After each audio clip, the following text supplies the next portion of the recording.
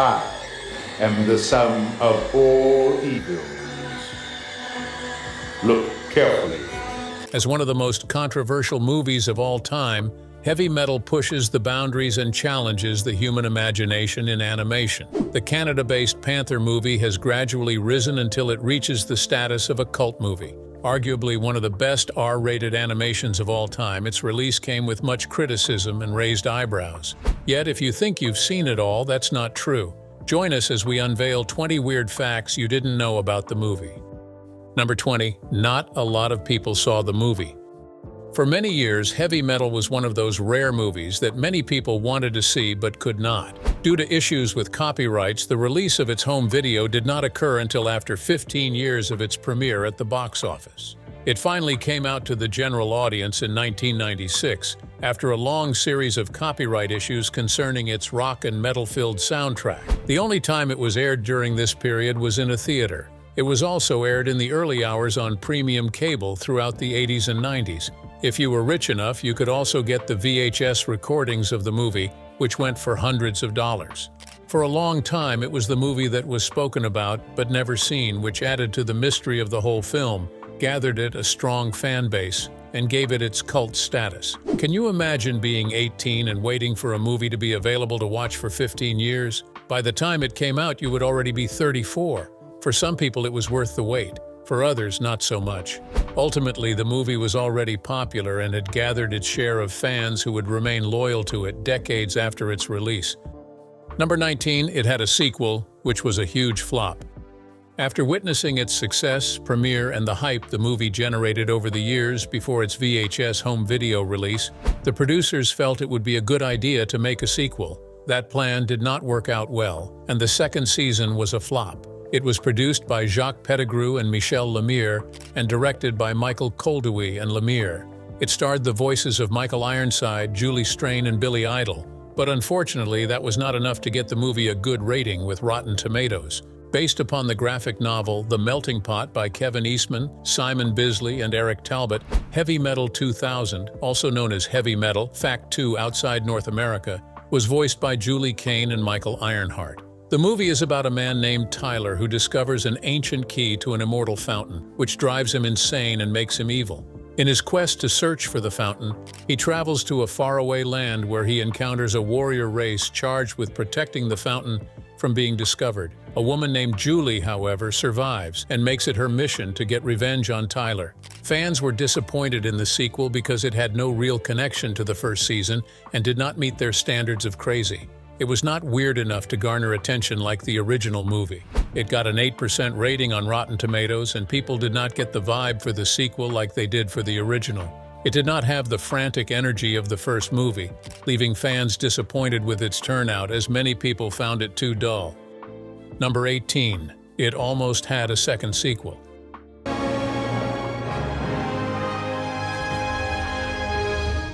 After the release of its sequel in 2000, the producers decided that the third time would be the charm. But getting that third heavy metal movie out for the last couple of years has been tough. A third film has been in various stages of development since then. From 2008 to 2009, there were rumors of David Fincher and James Cameron producing and directing one of the segments of the movie. Like the original, it should have 8 to 9 segments. Animators like Tim Miller, Zack Snyder, Gore Verbinski, and Guillermo del Toro were named directors of their segments. However, Paramount Pictures decided to move on from Heavy Metal. By August of 2009, they cut funding for the film, and no distributor or production company has shown interest in the second sequel since. No one has been able to create the magic of the original Heavy Metal. Number 17. It inspired modern movies. Not only is Heavy Metal a classic, but it has also inspired some recent movies, which are just as crazy as the original or even crazier. A movie that has dedicated its creation to heavy metal might be Love, Death, and Robots. This movie is an adult animated television series created by Tim Miller, a hardcore heavy metal fan.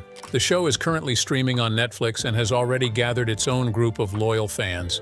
Blur Studio produces the series, but its individual episodes are drawn from the work of an international variety of animation studios, similar to how Heavy was created. The animations cut across comedy, horror, science fiction, and fantasy genres. Each episode is connected to one or more of the three titular concepts. Miller serves as the showrunner and producer alongside Joshua Donen, David Fincher, and Jennifer Miller. Philip Gillett writes most episodes, and they are adaptations of short stories. The series evolved from an attempt by Fincher and Miller to produce a sequel to Heavy Metal. A loyal and hardcore fan, Miller planned to create an anthology film that would be a spin-off from Heavy Metal. No one knows what ideas he had to continue a movie as crazy as Heavy Metal, but he would soon discover that things are easier said than done. This plan failed to progress for 11 years due to difficulties securing the rights to the title. Also, not many studios were excited about a second sequel and did not feel it was worth spending money on. A concrete problem Fincher and Miller faced was finding a studio willing to fund the project. After several rejections for years, Netflix picked up interest in the concept of a modern-day version of Heavy Metal and agreed to distribute it as a television series. The first season aired on the 15th of March, 2019. After a successful first run, they decided to add additional episodes. The second piece went live on the 14th of May, 2021. The third season went on Netflix on the 20th of May, 2022. The final installment went on air on the 15th of May, 2025. The show has received positive reviews from critics who praise its voice acting, sound effects, and unique approach to using various animation styles and genres. It won several accolades from the Primetime Creative Arts Emmy Awards. A contest of heroes worthy of this. Number 16. It was based off a comic book. Heavy Metal was the live adaptation of a comic book. Unlike the traditional American comic books of that time, bound by the restrictive Comics Code Authority, the magazine format Heavy Metal featured explicit nudity, sexual situations, and graphic violence. It was solely adult-themed, but the producers convinced the magazine producers that they could make just as much money if they agreed to make a movie out of it. They were not disappointed, as it was a decent success at the box office, grossing in $20 million instead of its $9 million budget. Producing the movie and getting copyrights to all the images proved to be a challenge, and some drawings proved to be a challenge. However, the producers were able to find a way around that obstacle and create one of the most iconic movies of all time. The story plot was incomprehensible, but it became a cult movie and generated a dedicated fan base. Number 15. Heavy Metal was originally a French comic. While we celebrate Heavy Metal as an animated film, an adaptation of a comic with the same name, it might surprise you that the comic itself was not truly American in nature, but actually of French origin. After a European trip by Tony Hendra in 1975 expressing interest in European comics, the magazine's New York offices attracted significant European comic material. Tony Hendra was a National Lampoon contributor looking for a comic to give it its next big break. He came back with a bunch of comics, and on the 2nd of September 1976, editor Sean Kelly singled out the relatively new French comics anthology, Metal Hurlant. Metal Hurlant was translated as Howling Metal or Screaming Metal. It was brought to the attention of company president Leonard Mogul on the 3rd of September. Mogul was on his way to Germany and France to kickstart the French edition of National Lampoon. Excited about the comic's concept, Mogul took it with him on his trip and decided that his publishing firm would be responsible for providing a translated version. He took advantage of his trips and secured permission from the comics publishers to translate them into English. He also suggested the title Heavy Metal for an April issue to be released in March 1977. The magazine started primarily as a licensed translation of the French science fantasy magazine Metal Hurlant, and it introduced Americans to the works of European cartoonists like Guido Crepax, Milo Manara, Philippe Caza, Enki Bilal, Jean-Claude Forest, Jean Giraud, also known as Mobius, Chantal Montelier, and Philippe Drouillet. Number 14. It includes some of the scenes that were not part of the script. I wanted to find out where they'd taken Catherine, but none of these guys seem to speak English. One of the many problems that someone trying to carry out the live adaptation of a book, comic, or magazine could face is the issue of copyrights. The English translated magazine had many drawings and illustrations made by different people. This meant that when it was time to create the movie, there were lots of people seeking permission to use their drawings for the movie. That was where producers ran into a roadblock. The production team initially wanted only to feature stories that had appeared in the magazine. However, some artists refused to license their work, claiming it would take away the joy of reading the comic and water down its effect as a graphic magazine. The producers were not ones to back down, though. They got their team together and devised a plan.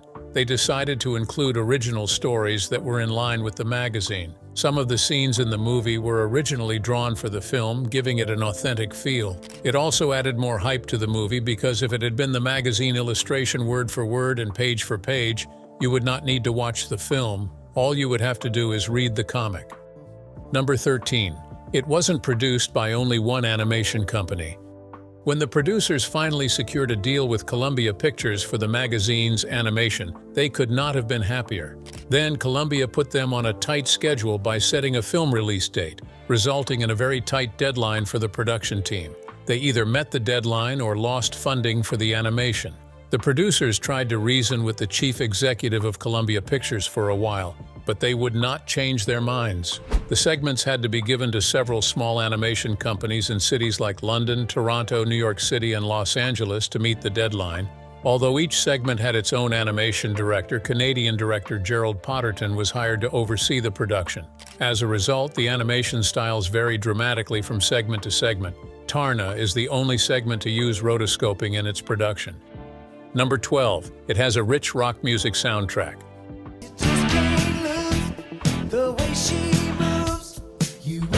The movie's soundtrack was iconic and is one of the things that make it so dearly loved. For rock music lovers, the soundtrack is legendary, with a compilation of music from popular artists of the day.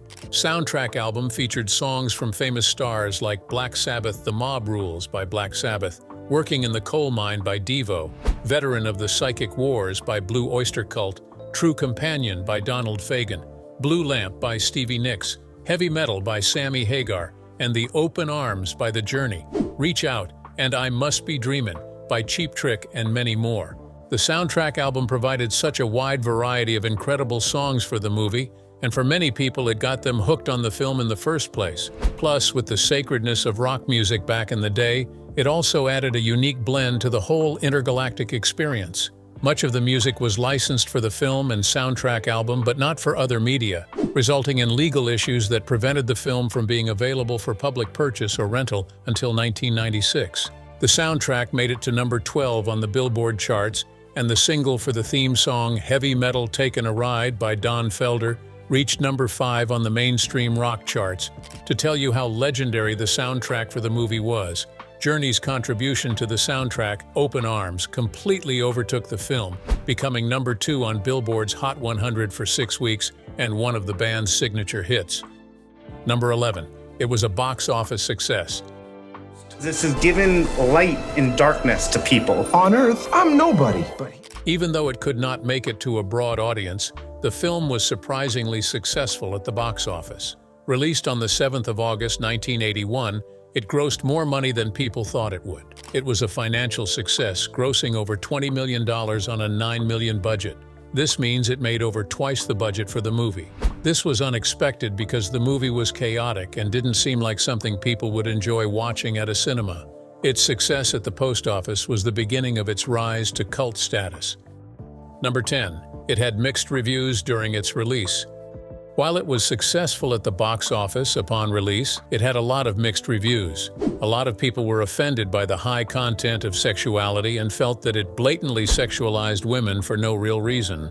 Many also claimed that the movie had no real plot and was too invested in the erotic aspect to give it any depth. The different timelines had no real connection, with no plot whatsoever. Others were excited about the movie and felt it was fun, goofy, and fit for young adults. It was not the most excellent animated movie, but perfect for mindless adolescents. This was what made it so popular until it eventually reached cult status. The fact that there was an animated movie out there with ND girls and SSX scenes was a fantasy for many teenagers and young adults, especially since they could not watch the film during its official release. Many would see the long fantasized movie over 15 years later, when it finally got the rights to be shown on home screens. In terms of individual segments, however, critics were more favorable towards the Den story, which is the third section in the movie. Number 9. The main villain isn't a person. Unlike your usual heroes and villains movie, the main villain of Heavy Metal is not a person. Instead, it's a glowing green orb from outer space. The plot follows the orb traversing the universe, causing chaos and destruction. It's completely unexpected and does not make any sense at all. It's still unclear why they made a movie villain a talking ball from outer space with bad intentions and an addiction to causing problems. Fans, however, will agree that Loch Nar, the green orb known for chaos and destruction, was one of the interesting elements of the movie. Its existence and storyline should not have made sense, but somehow they fit together perfectly. Number 8. Heavy Metal was scored by composer Elmer Bernstein. One aspect of the movie that devoted fans loved was the music. Heavy metal comprises a series of hardcore metal music by some famous bands and rock stars. However, that is not the only type of music in the film. There is also a piece by composer Elmer Bernstein. The song is the opposite of the movie's main soundtrack, but is an excellent addition, especially for classic music lovers. So weirdly, the movie found a place for even classic music lovers amid its chaotic scenery. Elmer Bernstein is an award-winning American composer and conductor. He has composed and conducted for over 5 decades and is popular in Hollywood history. He has composed some of the most recognizable and memorable themes for many movies, including heavy metal. He created over 100 original pop film scores and scores for almost any television production. For his work, he received an Academy Award for Thoroughly Modern Millie in 1967 and a Primetime Emmy Award. He also received 7 Golden Globe Awards, 5 Grammy Awards, and 2 Tony Award nominations. Number 7. Elon Musk got some inspiration from the movie. The driver is a mannequin he's calling Starman. Even Elon Musk has proven he did not escape the influence of the heavy metal movie. His famous stunt of launching a mannequin known as Starman, seated in a Tesla Roadster into outer space, is widely speculated to have been inspired by the film's opening sequence, which shows a Corvette descending through the atmosphere onto an alien world. While Musk himself has never directly confirmed this connection, the parallels are striking enough that fans often point to it as one of the most evident signs of the movie's cultural imprint on him. The idea of blending futuristic technology, science fiction imagery, and a touch of spectacle fits perfectly with Musk's personal style and the thematic spirit of heavy metal. Although it remains speculation, many enthusiasts enjoy believing that Musk borrowed inspiration from the cult classic to merge pop culture with real-world innovation.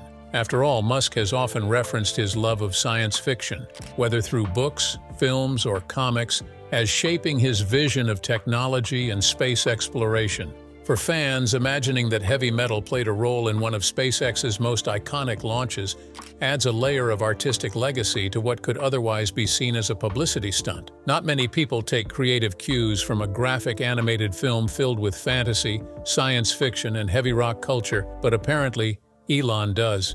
It highlights the unusual sources of inspiration that drive him, proving that even unconventional art forms can leave an enduring mark on one of our time's most forward-thinking innovators. Number 6. It's got its own share of famous actors. As controversial as the movie was, it also had its share of famous actors before fame. You would be surprised to find out that people who voiced the characters are renowned movie stars you may know. They were not so famous back then. Many were just entering the movie industry. Some well-known actors who voiced the movie characters include John Candy, who voiced Den, a gangly teenager who gets a hold of Loch Nar and turns into a muscular bald man. Crazy, right? That is just one of the crazy things you will see in the movie. You can also find stars like Eugene Levy, who voiced some aliens who smoke a white substance that leaves them stoned. Although it's an animated film, it is definitely not a movie you should be putting on for your 12-year-old to watch. According to Reitman, the film's producer, he made the animated movie specifically for adults. It was an idea he had for a long while, a dream of creating cartoons, not for kids, but for adults with a kind of outrageous quality. If the poster for the movie doesn't tell you it's not for kids, then the rest of the film will. It contains explicit content with graphic violent scenes and lots of nudity and sexuality. Definitely not for kids and children under 18. In a particular scene, 2 aliens snort a white powder that gets them feeling spacey and stoned, just like W'd, making reference to smoking and drugs in the movie. There's also mention of drinking alcohol. As in one scene, a character makes mention of beer in the fridge. The film is rated and is something you should never let your child come in contact with. The use of curse words and swearing in the movie makes it unsuitable for kids. There is a lot of hand-to-hand combat, guns and swords, beheadings, and images of people being burned till nothing but their skeletons remain. Number 5. It's an animated film, but it is definitely not for kids. Although it's an animated film, it is definitely not a movie you should be putting on for your 12-year-old to watch. According to Reitman, the film's producer, he made the animated movie specifically for adults. It was an idea he had for a long while, a dream of creating cartoons, not for kids, but for adults with a kind of outrageous quality. If the poster for the movie doesn't tell you it's not for kids, then the rest of the film will. It contains explicit content with graphic violent scenes and lots of nudity and sexuality. Definitely not for kids and children under 18.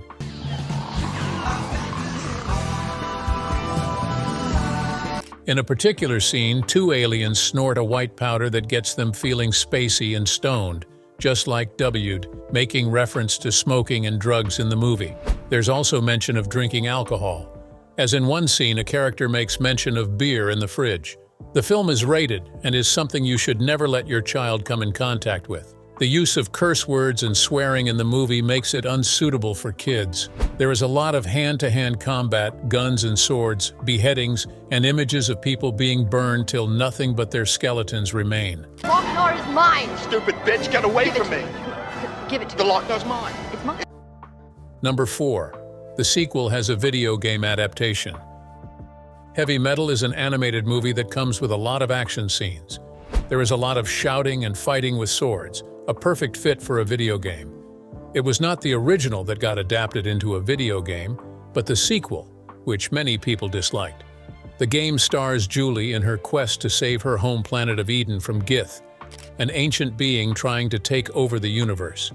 Using a variety of weapons, Julie must fight off Gith's forces while at the same time uncovering a secret hidden deep within the planet. The player helps Julie fight against Tyler, who has resurrected from the dead and plans to destroy the world in his quest for revenge.